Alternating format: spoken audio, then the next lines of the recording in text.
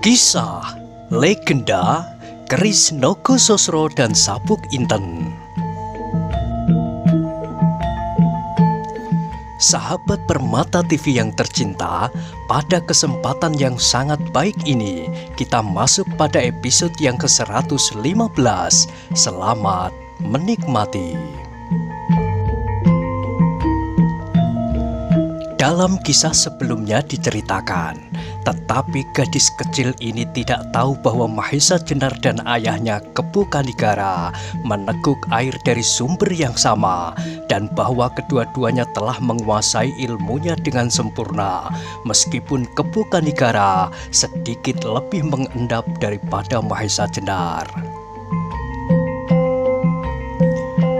Orang yang sama sekali tidak tahu bagaimana menilai pertempuran itu adalah Jaladri. Bahkan ia menjadi pening, dan karena itu ia lebih senang menenangkan dirinya daripada bersusah payah mengikuti perang tanding yang tak kenal ujung pangkalnya itu. Berbeda dengan perasaan mereka adalah Rara Wilis. Ia mempunyai kesan tersendiri dari pertempuran itu. Ketika pertempuran itu menjadi semakin seru, ia pun menjadi semakin cemas. Meskipun kemudian ia merasa bahwa Mahesa Jenar memiliki kemampuan yang cukup untuk mengimbangi kekuatan iblis berjubah abu-abu itu.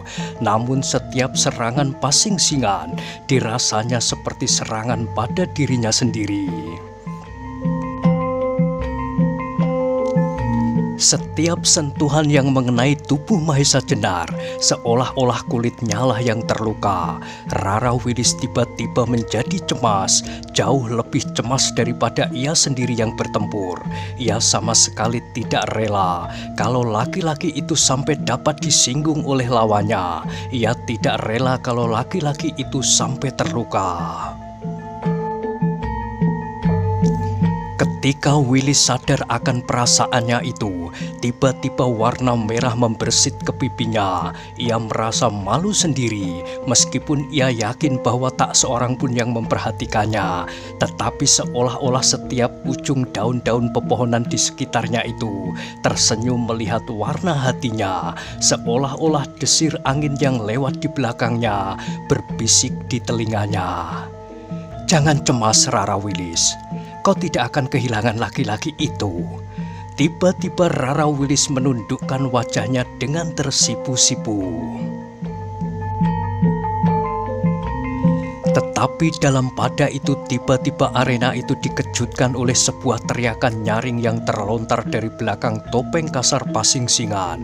Bersamaan dengan itu, memancarlah udara panas ke segenap penjuru, ke arah mereka yang sedang terpesona menyaksikan pertempuran itu, sehingga tanpa mereka sengaja, segera mereka berloncatan mundur beberapa langkah. Bahkan Jaladri segera berlindung ke balik sebuah pohon untuk menghindarkan diri dari serangan panas yang luar biasa. Itulah pengaruh dari ilmu alas kobar yang dahsyat, yang tidak saja dilontarkan oleh Lowoiju, tetapi kini oleh gurunya, Pasing-singan. Alangkah dahsyatnya ilmu itu, tetapi yang paling dahsyat mengalami serangan itu adalah orang yang dituju. Dalam penerapan ilmu itu, tubuh Pasing-singan sendiri seolah-olah telah berubah menjadi bara baja yang panasnya tak terhingga. Mahesa Jenar terkejut mengalami serangan panas itu. Setiap sentuhan dengan tubuh Pasing-singan terasa panas yang luar biasa menyengat kulitnya, di samping lipatan udara panas di seluruh tubuhnya. Dalam keadaan yang demikian, sadarlah Mahesa Jenar bahwa lawannya telah matek aji yang pernah didengarnya bernama alas kobar. Untuk sementara Mahesa Jenar terpaksa terdesak mundur. Ia mencoba menghindari setiap sentuhan tubuh Pasingsingan. Tetapi dalam keadaan yang demikian, Mahesa Jenar sama sekali tak berniat melarikan diri. Sebagai seorang laki-laki, ia akan menghadapi setiap kemungkinan. Ia merasa menjadi pelindung dari seluruh perkemahan itu. Kalau ia terpaksa melarikan diri, maka ia tak ada artinya sama sekali. Apa saja yang pernah dilakukan dan apa saja yang pernah dipercayakan orang kepadanya. Dalam perjuangan melawan kejahatan, tak ada niatnya untuk sekedar menyelamatkan dirinya sendiri dan membiarkan orang lain binasa karenanya. Karena itulah, maka Mahesa Jenar membulatkan tekadnya, mengumpulkan segenap kekuatan lahir batinnya dengan tekad bulat untuk melawan Pasingsingan, betapapun pengaruh panas itu menyengatnya di segenap bagian tubuhnya. Anehnya, bahwa yang terjadi kemudian adalah di luar dugaan Mahesa Jenar sendiri. Ketika ia telah membulatkan tekad, memusatkan segenap kekuatan yang ada padanya, lahir batin, serta pasrah diri setulus-tulusnya kepada Yang Maha Kuasa, maka tiba-tiba terasa bersama-sama dengan nafasnya yang semakin teratur, sejalan dengan peredaran darahnya, mengalirlah udara segar di dalam tubuhnya. Mahesa Jenar telah mengenal perasaan itu. Ia merasakan seperti aliran kekuatan yang luar biasa, yang dalam keadaan khusus, seperti yang pernah dilakukan apabila ia sedang menerapkan ilmunya Sosro Birowo, merambat dari pusat jantungnya, mengalir ke sisi telapak tangannya.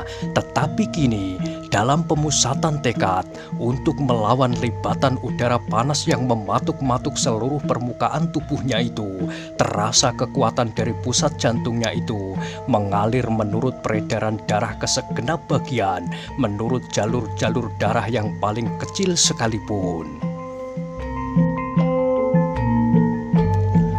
Terasalah untuk beberapa saat darahnya seperti mendidih. Terjadilah seolah-olah benturan yang sengit di seluruh permukaan kulitnya. Dalam keadaan yang demikian, terganggulah gerak tempur Mahesa Jenar karena perasaannya dipengaruhi oleh pemusatan kehendak untuk melawan udara panas itu.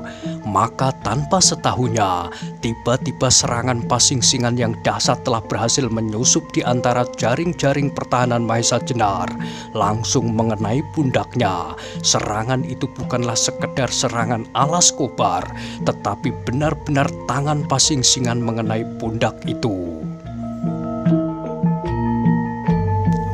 Mahesa Jenar yang sedang berjuang melawan Aji alas Kobar itu terdorong beberapa langkah surut, tetapi ia adalah seorang yang masak dalam pemusatan kehendak. Meskipun ia terdorong dan bahkan kemudian ia terjatuh, namun ia sama sekali tidak melepaskan diri dari usahanya, membulatkan diri dalam perlawanannya.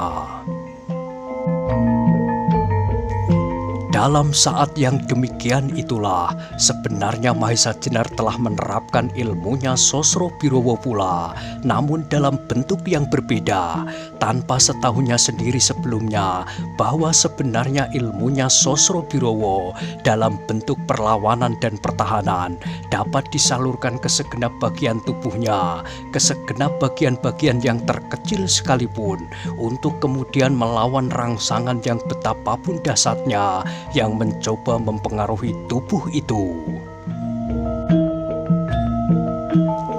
Tetapi meskipun demikian, ilmu itu tidak dapat menahan dorongan kekuatan yang luar biasa yang dilontarkan Pasingsingan dengan penuh kemarahan, sehingga Mahesa Jenar jatuh terbanting di tanah setelah terdorong beberapa langkah surut. Mereka yang menyaksikan peristiwa itu, dadanya serasa akan pecah. Mahesa Jenar bagi mereka adalah satu-satunya orang yang dapat diharapkan untuk menyelamatkan perkemahan ini.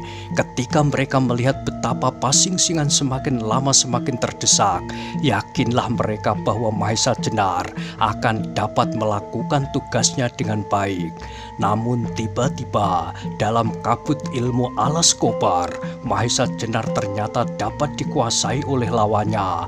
Bahkan kemudian dengan suatu serangan jasmania, Mahesa Jenar dapat didorongnya jatuh.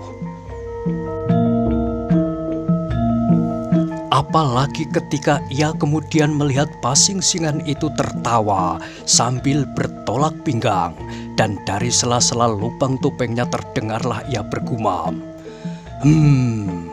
aku terpaksa melakukan apa yang telah aku katakan, mematahkan tulangmu satu demi satu. Aku ingin melihat kau kesakitan dan ingin mendengar kau berteriak minta ampun. Mendengar ancaman itu, teganglah semua orang yang berdiri agak jauh dari lingkaran pertempuran itu. Tetapi pastilah bahwa mereka tidak akan tinggal diam, karena mereka sama sekali tidak mampu untuk mendekati iblis itu. Maka mereka menjadi agak bingung bagaimana cara mereka untuk berjuang bersama-sama, dan kalau perlu mati bersama-sama dengan Mahesa Jenar. Dalam keadaan yang demikian, tiba-tiba Pasing Singan dikejutkan oleh seleret sinar yang tebal menyambarnya. Karena itu mendadak suara tertawanya terhenti. Dengan lincahnya ia merendahkan dirinya sambil berputar setapak ke samping. Namun belum lagi ia berhenti bergerak, disusulah sinar tebal itu dengan sambaran sinar yang lain. Sekali lagi Pasing Singan terpaksa menghindar. Ketika itu ia kemudian melihat bahwa kedua sambaran sinar itu tidak lain tombak pendek yang melontar dari tangan Arya Saloka, disusul oleh sebatang trisula dari tangan Mantingan. Terdengarlah hantu itu menggeram marah. Sekali lagi terdengar ia bergumam, "Tikus-tikus yang malang, jangan banyak tingkah, supaya kau nanti dapat mati dengan tenang." Dalam pada itu dada Rara Wilis pun terasa menjadi pepat. Sesaat ia memejamkan matanya, ia tidak sampai hati melihat Mahesa Jenar terbanting. Tetapi ia tidak mau membiarkan laki-laki itu mengalami cedera. Tetapi tidak sesadarnya, ia berusaha untuk meloncat mendekati. Namun langkah Wilis pun terhenti ketika tubuhnya serasa hangus terbakar. Tetapi hatinya lah yang lebih dahulu hangus daripada tubuhnya. Sebab bagaimanapun juga Mahesa Jenar adalah tempat ia menyangkutkan harapan bagi masa depan. Terdorong oleh perasaan yang tak disadarinya sendiri, yang jauh lebih tebal dari perasaan setia kawan, telah memaksa Rara Wilis untuk tidak mempedulikan diri sendiri, meskipun tubuhnya serasa terbakar oleh panas yang melampaui panasnya api. Ia mencoba juga berjalan setapak demi setapak ke arah Mahesa Jenar. Sedang matanya sama sekali tidak mau melepaskan setiap gerak-gerik hantu berjubah abu-abu itu. Kalau-kalau tiba-tiba ia meloncat dan menyerangnya. Tetapi sebelum ia berhasil mencapai laki-laki yang dicemaskan itu, terasa seluruh kulit dagingnya menjadi luluh. Ketika ia maju setapak lagi, ia menjadi kehilangan segenap daya tahannya. Bagaimanapun ia berusaha, akhirnya ia terhuyung-huyung jatuh. Tetapi betapa terkejutnya ketika terasa sepasang tangan menyambarnya, dan dengan suatu loncatan panjang, ia telah dibebaskan dari daerah pengaruh yang berbahaya dari aji alas kobar itu. Dengan cemas ia mencoba mengamat-amati siapakah yang telah menolongnya itu. Sekali lagi ia terkejut kepadanya. Ternyata yang menyelamatkannya dari lingkaran yang berbahaya itu adalah Mahesa Jenar sendiri.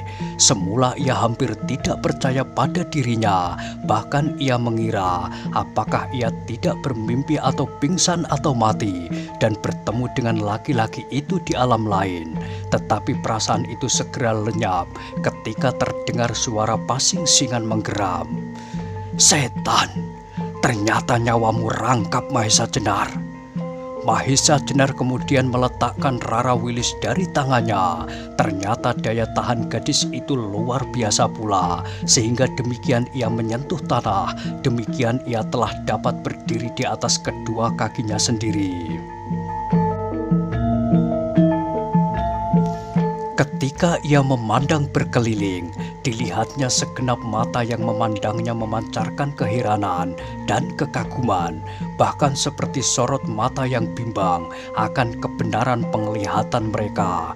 Tiba-tiba dari antara mereka, Arya Saloka meloncat berlari ke arah gurunya, kemudian meraba-raba tubuh itu sambil berkata lirih, "Adakah guru selamat?" Mahesa Jenar menarik nafas dalam-dalam. Bagaimana mereka tidak heran kalau dirinya sendiri pun hampir-hampir tidak mengerti atas peristiwa-peristiwa yang dialami. Namun pengenalannya pada getaran-getaran yang memancar dan pepat jantungnya telah memberinya sedikit keterangan bahwa kekuatan Sosro Birowonya telah mengalir dan membendung segenap rangsangan yang menyentuh tubuhnya. Memang mula-mula Mahesa Jenar merasakan betapa udara panas melibat seluruh tubuhnya. Bagaimana kulitnya terasa terkelupas karena sentuhan-sentuhan tubuh pasing-singan. Namun sejak ia mulai mengatur diri, memusatkan tekad pada perlawanan atas serangan panas di segenap permukaan tubuhnya, pernafasan yang diaturnya baik-baik seperti apabila ia siap untuk melontarkan ilmunya Sosro Birowo, terasa betapa di dalam tubuhnya terjadi pergolakan-pergolakan yang cepat. Terasa betapa getaran-getaran dari pusat jantungnya mulai bergerak, tidak ke sisi telapak tangannya, namun menjalar ke segenap bagian tubuhnya. Dengan demikian, kekuatan di dalam dirinya telah langsung mengadakan perlawanan. Pada saat yang demikian itulah, ia merasa sebuah dorongan yang kuat pada pundaknya, disertai suatu gigitan nyeri yang bukan main, sehingga ia terdorong dan terbanting jatuh. Untuk sesaat, memang seolah-olah ia kehilangan daya perlawanannya, tetapi dalam pada itu, getaran-getaran di dalam tubuhnya itu menjadi semakin deras mengalir. Apalagi Mahesa Jenar membiarkan dirinya seperti sebuah batu yang menggelinding karena sebuah dorongan yang kuat tanpa daya perlawanan. Dengan demikian, ia dapat tetap pada pemusatan pikiran, mempercepat aliran getaran-getaran dari pusat jantungnya itu, sehingga batu itu sendiri sama sekali tidak mengalami cedera sama sekali. Akhirnya segenap perasaan sakit, nyeri, panas, dan segala macam perasaan yang merangsang dari luar tubuhnya perlahan-lahan menjadi berkurang, bahkan akhirnya menjadi punah sama sekali. Meskipun ia masih berada dalam jarak capai Aji Alaskobar, namun ia tidak lagi merasakan betapa panasnya Aji itu yang semula dirasanya melampaui panasnya bara. Namun demikian, ia tidak segera bangkit. Ia masih mencoba meyakinkan keadaannya. Karena itulah maka seolah-olah Mahesa Jenar setelah terbanting jatuh tidak mampu lagi untuk tegak kembali. Mahesa Jenar masih tetap berdiam diri ketika ia melihat tombak muridnya menyambar pasing-singan, disusul oleh sebuah trisula yang terbang secepat kilat. Namun kedua senjata itu sama sekali tidak mengenai sasarannya. Tetapi ia tidak dapat tetap berbaring di situ ketika ia melihat Rara Wilis dengan tanpa menghiraukan keadaan diri sendiri mencoba menerobos lingkaran aji alas Kobar. Apalagi ketika ia melihat gadis itu menjadi sangat payah dan hampir-hampir saja terjatuh. Dengan sigapnya ia melenting berdiri dan meloncat ke arah Rara Wilis. Untunglah Mahesa Jenar berbuat cepat pada saatnya, sehingga dengan lemahnya Rara Wilis terkulai di tangannya. Meskipun dalam keadaan yang bagaimanapun juga, namun Rara Wilis yang dengan lemahnya menyandarkan kepalanya pada dadanya itu telah menggetarkan perasaannya. Perasaan seorang laki-laki yang sedang mengenyam angan-angan tentang seorang gadis. Mau rasa-rasanya untuk tidak melepaskan gadis itu dari tangannya untuk seumur hidupnya. Tetapi keadaan itu kemudian hancur terurai oleh geram Pasingsingan. Dan karena itulah, maka Mahesa Jenar sadar bahwa bahaya masih tetap melekat di hidungnya. Maka perlahan-lahan Rara Wilis itu kemudian diletakkan di atas tanah. Mahesa Jenar menjadi terharu juga ketika muridnya berlari-lari untuk meraba-raba tubuhnya, seolah-olah mencari-cari apakah ada yang hilang darinya. Dengan penuh perasaan sayang seorang ayah, Mahesa Jenar menepuk kepala anak muda itu sambil menjawab pertanyaan. "Aku tidak apa-apa, Arya. Bukankah anggota badanku masih utuh?" Tetapi mereka tidak bercakap-cakap lebih banyak. Pasingsingan yang melihat Mahesa Jenar itu bangkit kembali dan seolah-olah tidak pernah mengalami sesuatu menjadi tidak kalah herannya.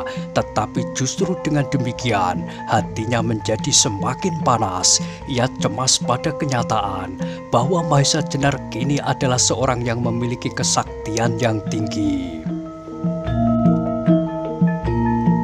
Cemas pada kegagalannya untuk mendapatkan Kiai Nogososro dan Kiai Sabuk Inten yang akan dipergunakan sebagai pancatan Gayuh Kamukten mencapai impiannya yang indah, kekuasaan atas gerombolannya untuk kemudian meningkat pada kekuasaan atas tanah ini, atas Kerajaan Demak. Namun demikian, terdorong oleh nafsu yang bergelora di dalam dadanya, maka ia merasa bahwa Mahesa Jenar harus dibinasakan. Ia tidak perlu berpikir lagi apakah ia harus bersikap jantan atau tidak. Namun tujuannya sudah pasti, membunuh laki-laki yang menghalang-halangi niatnya. Selama orang yang bernama Mahesa Jenar dan bergelar Rangga Toh Jaya itu masih hidup, selama itu pula niatnya akan selalu dirintanginya. Karena itu, maka dengan menggeram penuh kemarahan, berkilat-kilatlah sebuah pisau belati panjang di tangan hantu berjubah abu-abu itu. Ia sudah bertekad untuk membunuh Mahesa Jenar dengan alas Kobar bersama-sama dengan pusaka Pasingsingan, Kiai Suluh yang bercahaya kekuning-kuningan. Melihat pusaka itu, Mahesa Jenar terkejut. Ia tahu benar betapa berbahayanya pisau belati itu. Pisau belati ciri khusus dari orang yang bernama Pasingsingan yang diterima turun-temurun dari Pasingsingan sepuh Raden Buntara lewat Radite, yang kemudian karena keteguhan jiwa Radite dapat digoncangkan oleh paras yang cantik. Akhirnya pusaka itu jatuh ke tangan iblis yang berbahaya ini. Demikianlah maka kini Mahesa Jenar harus berjuang mati-matian. Untunglah bahwa aji alas Kobar itu sudah tidak berpengaruh atas tubuhnya, sehingga ia dapat memusatkan daya perlawanan terhadap pisau belati Pasingsingan itu. Ketika pasing-singan sudah siap, Mahesa Jenar segera melangkah maju. Dengan dada tengadah ia berjalan perlahan-lahan, namun dengan penuh kepercayaan pada diri sendiri, penuh kepercayaan pada kekuasaan Tuhan, bahwa pengabdiannya akan mendapat limpahan perlindungannya. Sebab ia pun yakin bahwa setiap pengingkaran pada kebenaran bagaimanapun juga dipertahankan dan diperjuangkan oleh kekuatan apapun, namun tak ada kekuatan yang mampu melawan hukum kebenaran dan keadilan yang digoreskan oleh tangan yang maha adil. Sekali lagi dada pasing-singan bergetar melihat sikap Mahesa Jenar, tenang namun meyakinkan. Dalam saat yang sekejap itu melingkar-lingkarlah di dalam benak pasing-singan bayangan-bayangan dari masa lampaunya dan gambaran dari masa idamannya yang bergumul pula dengan bayangan-bayangan pasing-singan yang terdahulu silih berganti. Kemudian sampailah ia pada suatu umpatan yang kotor terhadap Raditi dan Anggara.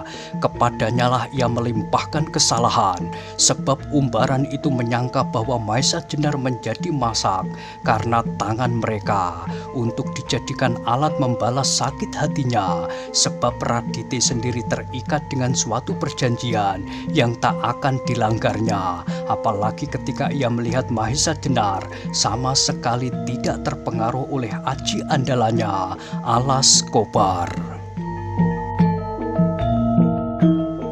Ketika ia sedang menimbang-nimbang, tiba-tiba bersama dengan desir angin malam yang mengusap daun-daun pepohonan, terdengarlah kembali telapak kaki kuda yang semakin lama semakin dekat. Mahesa Jenar tersenyum mendengar telapak kaki kuda itu. Ia percaya bahwa tak seorang pun dapat menghalangi perjalanan Kebo Kanigara. Kalau orang itu cepat sebelum hantu itu pergi, maka ia mengharap akan dapat menangkap umbaran itu hidup-hidup. Ia ingin menyerahkannya kepada pasing-singan sepuh untuk mendapat pengadilan. Pasing-singan melihat perubahan wajah Mahesa Jenar itu. Karena itu ia curiga. Ia tidak tahu siapakah yang datang berkuda itu. Dengan penuh perhatian ia mencoba mengetahui kira-kira berapa orang yang akan datang pula ke tempat itu. Telinganya yang tajam segera dapat mengetahui bahwa derap kuda itu tidak akan lebih dari 5 atau 6. Dengan demikian, ia dapat mengira-ngira kekuatan rombongan itu, tetapi karena otak pasing-singan sedang terganggu oleh bayangan-bayangan yang mencemaskan hatinya, bayangan-bayangan pasing-singan sepuh, Raditi dan Anggara, maka tiba-tiba menjalarlah dugaannya kepada salah seorang dari mereka. Apakah di dalam rombongan itu akan datang pula Raditi atau Anggara, atau malah kedua-duanya? Seandainya bukan mereka sekalipun, semakin banyak orang yang harus dilawannya, semakin kecil pula kemungkinan yang dapat diperoleh untuk memenangkan pertempuran ini. Sebab ia yakin bahwa seandainya ia pun pasti tidak akan tinggal diam. Karena itu, di samping Mahesa Jenar sendiri, kehadiran orang lain di perkemahan itu akan dapat menambah kesulitan bagi pasing-singan. Apalagi kalau ia mengetahui bahwa yang datang itu adalah seekor burung Raja Wali yang perkasa, yang bahkan melampaui keperkasaan Mahesa Jenar, lawannya yang mencemaskan hatinya itu. Karena itulah, maka akhirnya dengan kecewa pasing-singan terpaksa melihat kenyataan-kenyataan itu. Sebagai seekor serigala yang ganas, ia tidak mau mati di dalam kandang kelinci. Maka ketika didengarnya bahwa telapak kuda itu dengan lajunya mendekati perkemahan itu, tiba-tiba pasing-singan menggeram keras sekali. Mahesa Jenar pun segera bersiap menghadapi setiap kemungkinan. Matanya tidak bergeser dari ujung ujung pisau belati pasing-singan yang berwarna kuning kemilau itu. Tetapi adalah di luar dugaannya bahwa tiba-tiba hantu berjubah abu-abu itu seperti terbang melontar mundur, dan dengan kecepatan luar biasa ia memutar tubuhnya dan meluncur seperti dihembus badai. Mahesa Jenar untuk beberapa saat tertegun heran. Karena itulah ia kehilangan waktu untuk mengejarnya, meskipun kemudian Mahesa Jenar dengan kecepatan yang tak kalah dari kecepatan pasing-singan meloncat mengejarnya. Namun hantu itu telah lenyap di dalam semak-semak berselimut kehitaman malam. Sementara itu, derap kaki-kaki itu sudah semakin dekat, dan tiba-tiba dari dalam gelap tersembunyilah beberapa orang penunggang kuda. Yang paling depan adalah Kepu Kanigara yang masih melekatkan hampir seluruh tubuhnya pada punggung kudanya. Demikian kuda itu masuk ke halaman perkemahan itu. Dengan sigap para penunggangnya segera menarik kekangnya, sehingga kuda-kuda itu meringkik dan berdiri pada kedua kaki belakang. Demikian kuda itu meletakkan kedua kaki mereka, sedemikian para penunggangnya berloncatan turun. Ketika Endang Widuri melihat ayahnya datang, segera ia meloncat berlari ke arahnya sambil berteriak, "Ayah, sayang ayah terlambat." Melihat putrinya berlari-lari menyongsong, dada Kepu Kanigara serasa tersiram embun. Namun ia menjadi sedikit ragu mendengar kata-kata itu, sehingga terlontarlah pertanyaannya, "Apa yang terlambat?" Widuri kemudian dengan manjanya memeluk lambung ayahnya sambil menjawab, "Baru saja kami menonton pertunjukan yang luar biasa." "Pertunjukan apa?" desak ayahnya tidak sabar. "Paman Mahesa Jenar bermain sulap melawan tukang sihir berjubah abu-abu," jawab gadis itu. Mendengar keterangan Endang Widuri, Kepu Kanigara menarik nafas. Terdengarlah ia berdesis perlahan, "Pasing-singan." Tetapi ia sudah tidak terkejut lagi, sebab ia memang sudah menduga sebelumnya bahwa Guru Lowoiju itu berada di perkemahan.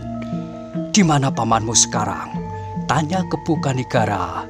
"Paman mengejar tukang sihir itu," jawab Endang Widuri. Sementara itu yang lain pun telah berdiri mengitarinya. Dengan penuh hormat mereka membungkukkan kepala. "Adakah kalian selamat?" tanya Kepu Kanigara kepada mereka. "Atas pangestu Kakang, kami semua selamat, karena Adi Mahesa Jenar tidak terlambat datang," jawab Mantingan.